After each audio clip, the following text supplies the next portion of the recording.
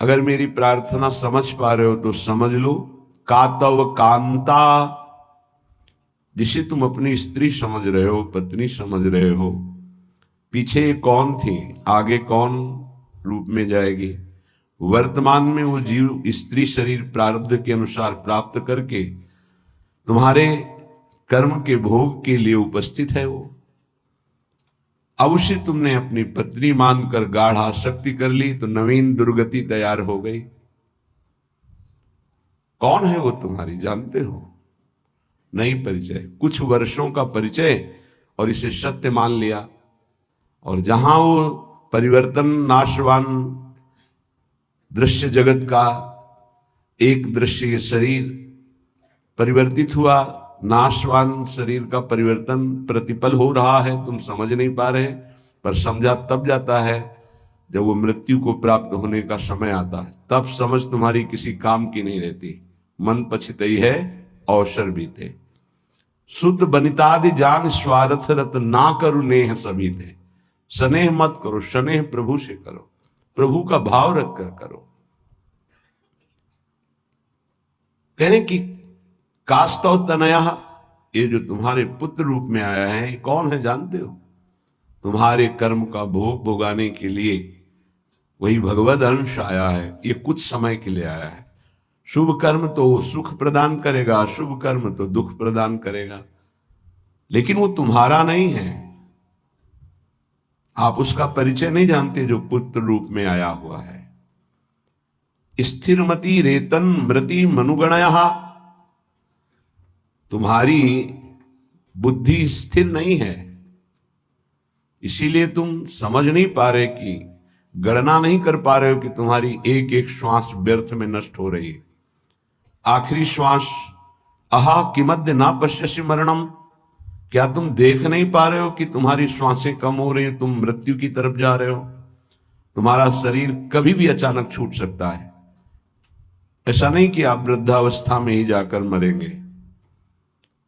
तो पर वृंदावन मिहि शरणम, फिर भी तुम वृंदावन का आश्रय वास स्वीकार नहीं करते, सत्संग का अनुसरण नहीं करते, आचरण में नहीं उतारते, निरंतर नाम जप नहीं करते, तो किस भूल में तुम पड़े हो?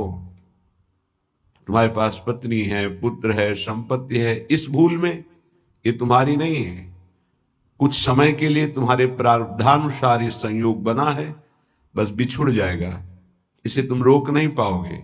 ना अपने शरीर का छूटना, ना अपने सगे संबंधियों के शरीर का छूटना, ये तुम्हारे बस की नहीं कि तुम रोक लो। तो क्या करें, सबको छोड़ दें? नहीं, सब में भगवत भाव करो, अपने धर्म का पालन करो, खूब नाम जप करो। जीवन सार्थक करने के लिए बहुत आवश्यक है। अगर आप इनके मोह में फंस करके भगवत विमुख जीवन व्यतीत कर रहे हैं तो निरर्थक जीवन है। प्राण निकल जाए पर भजन नहीं छूटेगा, इसे ही भजन कहते हैं। और ऐसा भजन बहुत लोग नहीं करते, कोई कोई करता है। पूज्य बाबा के सब कर सकते हैं, सामर्थ्य सब में है ऐसा भजन करने की, पर वो लगन नहीं है, वो अगन नहीं जगी भगवत साक्षात्कार करने की। इसलिए जहां विपत्ति आई उसमें डूब गए, संपत्ति आई उसमें डूब गए, भोग आए उसमें डूब गए, प्रभु का विस्मरण हो गया। इसका यही कारण है। भजन का तात्पर्य है भजन में गोता लगाना, डूबना। बस चल रहा है मंत्र नाम, उसी के श्रवण में डूबा हुआ उपासक। डूब करके भजन किया जाए तो 6 महीने में भगवत साक्षात्कार कर लिया ध्रुव जी ने। डूब करके गोता लगाया, 6 महीने भजन में भगवान का साक्षात्कार कर लिया। और अगर तन्मयता नहीं है भजन में तो बहुत लंबा समय निकल जाता है। देखो, इस मन को देखा, अगर इसको भजन का सुख आप नहीं दोगे तो ये रुपए की गणना का सुख करने लगेगा। कई बार हमने कहा बचपन से इसी बात की पढ़ाई है, मन की वृत्ति की। आप देख लेना, अनुभव करना। अगर आपको प्रियाजू के भजन में गुरु की आज्ञा के अनुसार तन्मयता नहीं आ रही है तो आपका अर्थ के प्रति भाव आ जाएगा। अनंत ब्रह्मांडों में कितना ऐश्वर्य है और वो मायाकृत एक पलक झपकते श्री भगवान ने रचा है। ऐसे श्री भगवान को अधीन करने वाली प्रियाजू का आश्रय हृदय में रहे तो और फिर क्या। पर उस भजन न होने के कारण हमारी स्थिति अपने आश्रय तत्व पर नहीं होती। आश्रय हुआ ही नहीं, होने का अवसर मिला लेकिन हमने फिर भी वही लौट कर आश्रय कर लिया, पलट गए फिर वही आश्रय कर लिया। सन्मुक्ता से जो एकदम परिवर्तन होता है, एकदम विमुक्ता के लिए माया अपना जाल रचती है। स्पष्ट देख, तू इससे एक बहुत बढ़िया महल बना सकता है, तू बहुत बढ़िया कार ले सकता है, तू हर सुख सुविधा ले सकता है। राजी हो गया, देखना सब व्यवस्था बढ़िया बन रही। नहीं नहीं, हम व्यवस्था बढ़िया नहीं बनाने आए, हम व्यवस्था को श्री जी के आश्रय से चाहते हैं, अपनी मन बुद्धि के आश्रय से। लाडली जो के महलों में रखो चाहे झोपड़ी में बात, उसका केवल आश्रय अंतर से प्रभु का होता है। गृहस्थ और विरक्त की चेष्टाएं अलग होती हैं, निवृत्ति परक चेष्टा और प्रवृत्ति परक चेष्टा, बस ये ध्यान रखना है। निवृत्ति परक चेष्टा से कोई भी ऐसी सिद्धि नहीं जो आ न जाए। प्रवृत्ति परक चेष्टा में अतिथि सत्कार, परिवार की सेवा, समाज की सेवा, नाम जपने का अभ्यास, धर्म पूर्वक कमाया हुआ धन, तब वो आगे बढ़ता है। निवृत्ति परक चेष्टा एकमात्र भगवदाश्रय, उसी से सब हो जाता है। तभी लोगों को लगता है कि संत लोग बड़े धनी हो जाते हैं, उनको लगता है बड़ी चतुराई करते हैं। हमें लगता है कि क्या ये चतुराई आप में नहीं जागृत हो सकती है? क्या चतुराई? आप बलगहा पकड़े हो, बहुत चतुर है संत जन, ठग लेते हैं। किसको? ठगनी माया को भी। माया ठगनी विश्व को ठग रही हो, उसको भी ठग लेते हैं। वो बड़े चतुर हैं। रामाई भजई ते चतुर नर, क्योंकि उस सच्चिदानंद का नाम एकत्रित किए हैं। एक नाम के ब्याज में पूरा त्रिभुवन नहीं है, उसकी बराबरी हम नहीं कह रहे नाम की ब्याज में। एक नाम त्रैलोक ही तारे, जो न ले सो जन्म ही हारे। अभी अपने लोग महिमा नहीं जानते नाम की, सच्ची मानिए। किसी ने कहा कि समस्त संसार को तो हम दुखई में देख रहे हैं, अगर विश्व में कोई सुखी है, वो उपहास के प्रति शब्द थे। अगर विश्व में कोई सुखी है देखा जाता है तो संत जन देखे जाते हैं। उनका तात्पर्य अध्यात्म से नहीं था, उनका तात्पर्य भोगों से, विषय सामग्री से, वैभव से था। अगर तुम्हें ऐसा पता है तो तुम वैसा करके देखो, बहादुर हो। तुम्हारे में चतुराई की कोई कमी है क्या? बड़े चतुर हो। तय बालक नहीं भर्यो शयानब, तू बालक नहीं भर्यो शयानब, काहे कृष्ण भजत नहीं नीके।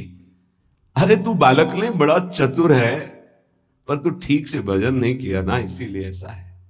क्या चाहिए? त्रिभुवन का सर्वश्रेष्ठ पद 5 वर्ष का बालक प्राप्त कर लिया गुरु जी, क्या चाहिए?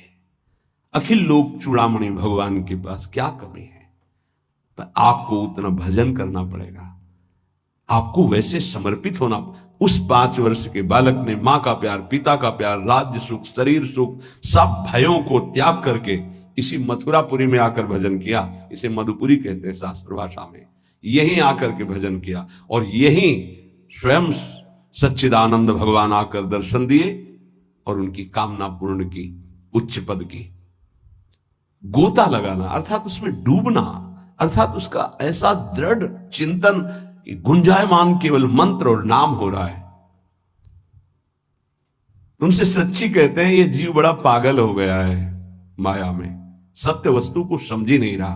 पूज्य बाबा कह रहे उसको यही पता नहीं कि मैं यहां कमाने के आया हूं मृत्यु लोक में।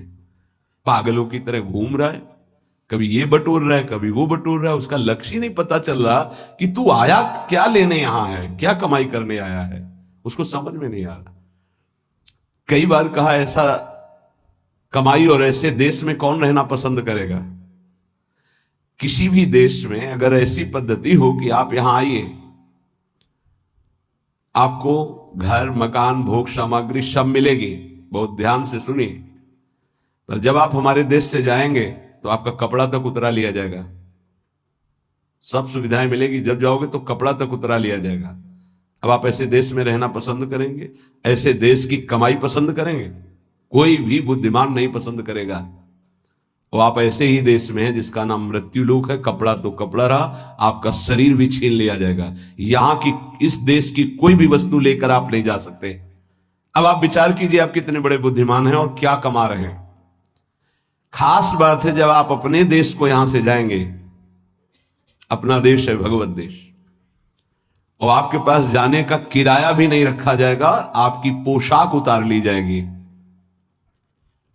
तो आपका यहां शरीर भी छीन लिया जाता है, शरीर संबंधी छीन लिए जाते हैं, बैंक बैलेंस छीन लिया जाता है, प्रॉपर्टी छीन ली जाती है। अब आपके पास रहा क्या? पूरे जीवन में जो पाप और पुण्य कर्म किए। पुण्य तो कोई बिरला ही कर पाता है, नहीं पाप ही होते हैं। अगर पुण्य हुआ तो उसे बचा नहीं पाता है, वो चार लोगों से कहकर खाली हो जाता है, पुण्य नष्ट हो जाता है। पुण्य, अगर हमने कुछ पुण्य किया और कह दिया अपनी वाणी से, चार लोगों के बीच में अपनी प्रशंसा कर ली, तो तप पुण्य साधना ये सब क्षीण होने लगती। हम वृंदावन गए थे, 100 साधुओं का भोजन कराया, और फिर ऐसा ऐसा ऐसा, और संत जन कह रहे थे कि ऐसा भोजन तो आज तक हमने नहीं पाया भगत जी, आपने जैसा पवाया। ओ, जो कुछ सुकृत बना था मानो करवाया होगा। ऐसी सेवा को भगवत कृपा से अवसर मिलता है, पर वो बार बार कहकर अपने सारे सुकृत नष्ट कर देता। इस देश से बचकर निकल पाना और कुछ कमा के ले जाना, ये केवल भगवत कृपा पात्र से ही हो सकता है। बहुत छल भरा ये देश है मृत्यु लोक। जीव पागलों की तरह पूरा जीवन व्यतीत कर रहा है। मुझे यहां किस लिए भेजा गया, क्या लेके जाऊंगा, ये सोच ही नहीं पा रहा है। गोस्वामी जी ने कहा है कि ये जो मन है, ये श्वान की तरह हर जगह पादुका का प्रहार पाता है, पर फिर उसी दरवाजे पे खड़ा हो जाता है। अर्थात निकृष्ट भोगों को भोग कर असंतुष्ट, ग्लानि, दुख, परिणाम में चिंता, भय, शोक, पर फिर वही उन्हीं भोगों को भोगना चाहता है। पागल की तरह भटक रहा है। ये महापुरुष जन जानते हो, दुखी होकर ऐसा बोलते हैं। जो वस्तु तुम्हारे साथ नहीं जानी है, उसके चिंतन में तुम समय बर्बाद कर रहे हो। चिंतन करो प्रभु का और कार्य करो संसार का, तो जीवन यापन के लिए शरीर चेष्टा और वस्तु ले जाने के लिए नाम धन, कितना बढ़िया उपाय है।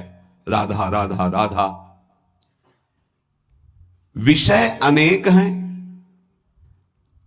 और अनंत हैं, कितना भोगोगे। भोगते भोगते मर गए, फिर जन्म हुआ, फिर भोगते भोगते मर जाएंगे, कुछ आते नहीं लगेगा। बड़ा विचित्र खेल है, बड़ा विचित्र खेल। भगवान की असीम कृपा है, जिनको भोगों से विरक्ति मिल गई है या जबरदस्ती बचे हुए, बिनु अवसर भयते राजोई। चतुर्थ ब्रह्मचारी का लक्षण है ये। बिनु अवसर नहीं मिला, और भयभीत है, इसलिए वो नहीं भोग रहा। तो बिनु अवसर भयते रह जोई, ये चौथे में। उत्तम तो उत्तम के बस असमन माही, सपने हुआन पुरुष जगनाई। अपने प्रीतम प्रभु के सिवा उस स्वप्न में किसी और को नहीं देखता।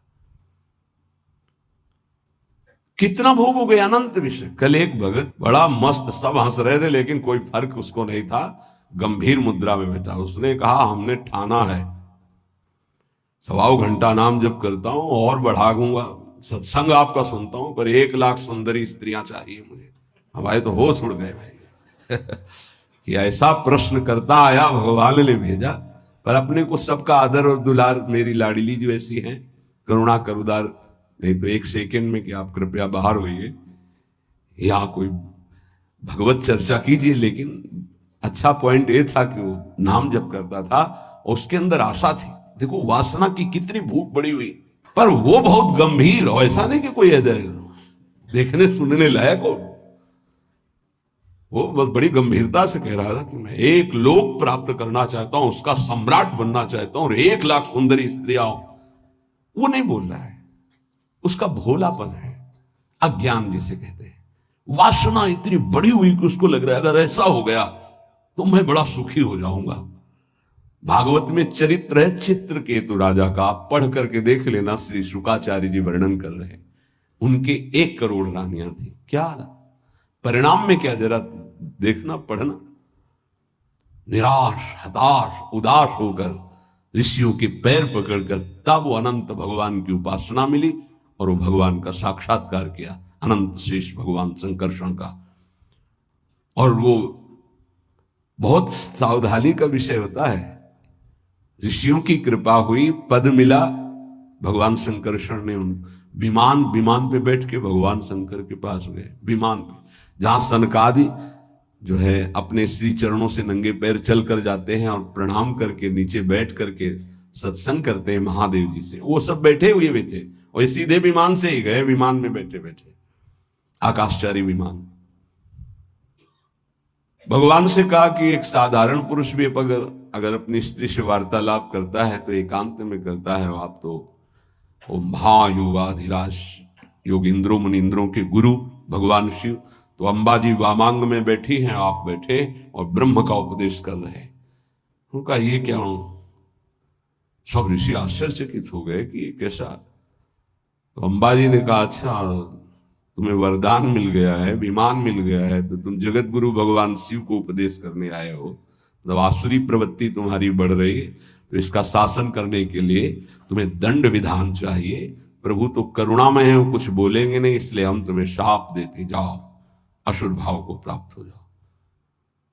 वही वृत्तासुर के रूप में प्रकट हुए थे। तो अंतिम समय भगवान से जो प्रीति मांगी वो माता जी की ही कृपा थी। या देवी सर्वभूतेषु बुद्धि रूपेण संस्थिता, मानो मां ने कृपा करके उनको उस अहम से रहित करके पावन भक्ति प्रदान करी। ये जो वासना है ये जीव के सर्वनाश के लिए अनंत जन्मों से पीछे पड़ी हुई है। वो तो एक भोला व्यक्ति, अज्ञानी व्यक्ति अपनी बात कर रहा है। आप अंदर से देखो, ऐसी लाखों वासनाओं की परत जमा है। हमको रोज नाम जप रूपी सोहनी लगा के इसे साफ करना है। पर ये विषय अनेक अनंत, मन कहता है इनको भोग लो फिर हम भजन कर लेंगे। कभी नहीं, तुमसे सत्य कहता हूं, जितना इस मन की बात को मानोगे उतने प्रभु से दूरी होती चली जाएगी। और ये सिखाता है ये जलन हो रही, अगर भोग लेते हैं तो शांति हो जाए, बढ़िया भजन कर लो। इसकी शिक्षा यही होती है, क्योंकि जानता है भजन के लोभ से ही हमारा साथ दे देंगे।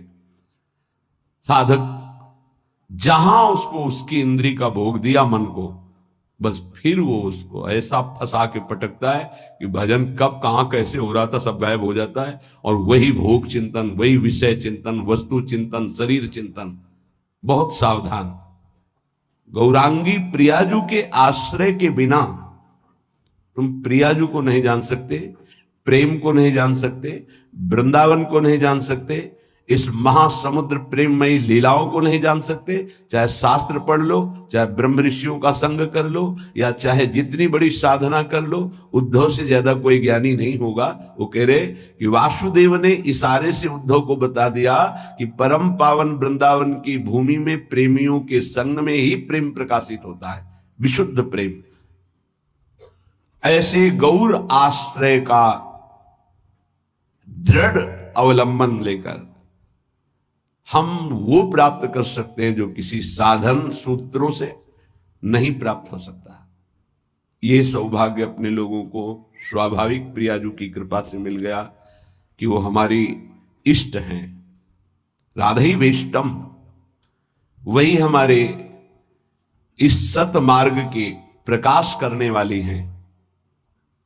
राधा वल्लभीय, वल्लभीय हमारे यहां वल्लभ है राधा, प्रीतम है राधा, प्राणनाथ है राधा।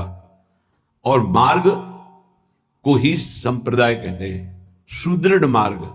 जैसे सरकार के द्वारा बना हुआ राजमार्ग, जिसे पहले जीटी रोड कहते थे, अब क्या कहते हैं पता नहीं, जो बहुत है, हाँ हाईवे, जो हम तो गांव की भाषा से जीटी रोड कहते थे। ये वो सुदृढ़ संप्रदाय का मतलब होता है सुदृढ़ मार्ग। बोले कहां जा रहा है, बोले सीधे निकुंज जा रहा है, कहीं मोड़ नहीं है इसमें। राधा वल्लभीय, वल्लभ है जहां की राधा, मेरे प्राणनाथ श्री राधा, श्री श्यामा प्यारी जो,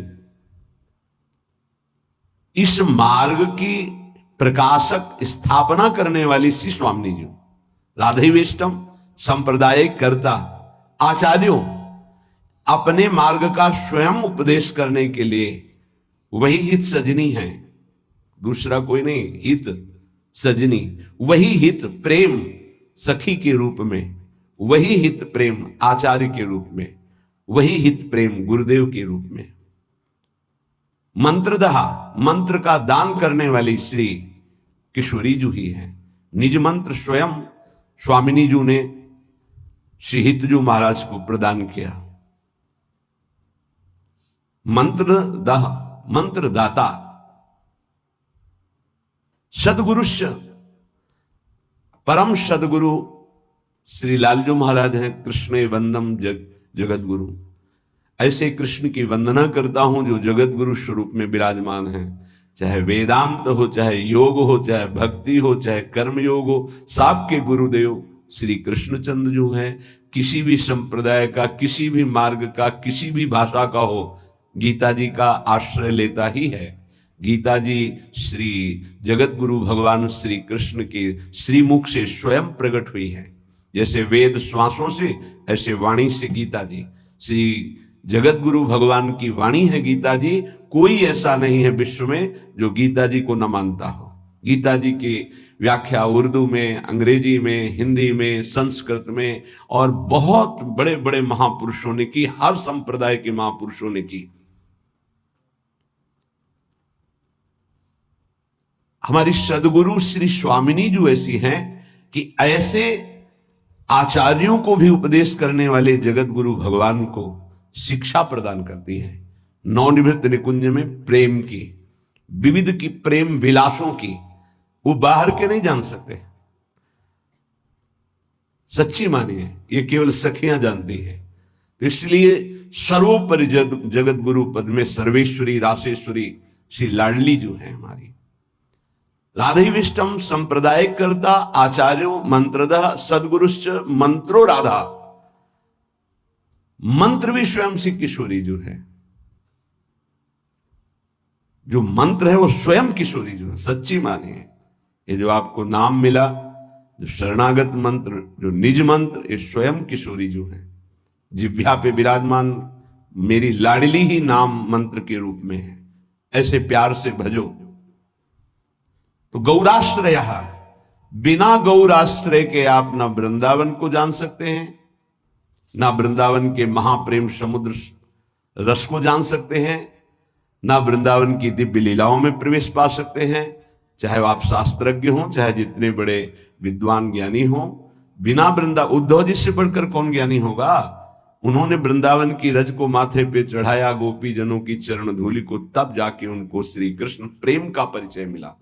फिर श्री कृष्ण के प्रेम में जितने भी मत वाले हुए हैं वो सब किशोरी जी के चरणों से प्रेम की भिक्षा मांगी है। किशोरी जी के नख चंद्रमणि का प्रकाश जिन गोपियों को प्रेम की ध्वजा बना दिया, वो हमारी श्री लाडली जो है। श्रीपाद कह रहे, इनके आश्रय के बिना निगूढ़ तत्व इस महाप्रेम समुद्र को आप नहीं जान सकते। जहां प्रेम का प्रादुर्भाव हुआ तो ज्ञान, वैराग्य सब अपने आप जागृत हो जाता है। जैसे राजा पधारता है तो फिर उसके मंत्री, सामंत, सेना के पति, वो सब वहां आ जाते हैं। ऐसे ही प्रेम राजा हृदय रूपी सिंहासन पर बैठा कि ज्ञान रूपी उसका मंत्री, वैराग्य रूपी उसका सेनापति, क्योंकि प्रेम की रक्षा वैराग्य से होती है। और प्रेम से जो ज्ञान प्रकट होता है, उसी ज्ञान से भगवत तत्व का वास्तविक बोध होता है। आत्मरति जिसे कहते हैं, रति माने प्रेम। आत्म तत्व का बोध उसी को होता है जिसे आत्मरति प्राप्त हो जाती है। चाहे ज्ञान हो, वैराग्य हो या भक्ति दिव्य हो, वो सब प्रेम के पधारने पर होता है, जब हृदय में प्रेम जागृत हो जाता है। पूज्य स्वामी अखंडानंद जी महाराज ने पूज्य बाबा उड़िया बाबा जी से प्रश्न किया कि बहुत लोग भजन करते हैं पर लाभ दिखाई नहीं देता, जो लाभ होना चाहिए। तो बाबा कहते हैं कि पहली बात, भजन में निष्ठा होनी चाहिए कि चाहे मर जाऊं, इतना कष्ट आवे, पर भजन नहीं छोड़ूंगा, ऐसी निष्ठा नहीं है। किसी बिरले में होती है।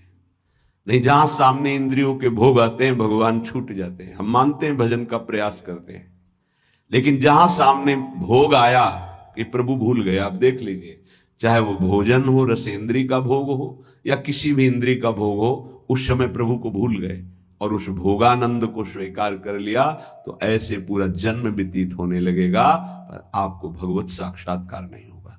जो लाभ मिलना वो बहुत दूरी हो जाएगा। जहां कोई दुख आया, विपत्ति आई, भूल गए प्रभु को। सुख आया, संपत्ति आई, भूल गए प्रभु को। मर चाहे जाए हम, किंतु प्यारे का भजन नहीं छोड़ सकते। इसी का नाम भजन है। भजन का स्वरूप क्या? ये चाहे विपत्ति, दुख, मृत्यु से बढ़कर तो कुछ है नहीं। हमारी मृत्यु भी आ जाए तो हम भजन नहीं छोड़ सकते। अब त्रिभुवन की राज्य लक्ष्मी मिलने पर जो आधे पल के लिए भी प्रभु का विस्मरण नहीं करता, उसे भक्त कहा गया है, महाभागवत कहा गया। तो कुछ भी सुख सुविधा मिले उस समय हमें प्रभु का, यही तो कसौटी है कि आप उत्तम से उत्तम आकर्षणकारी भोगों के बीच में, लेकिन भगवत विस्मरण नहीं है।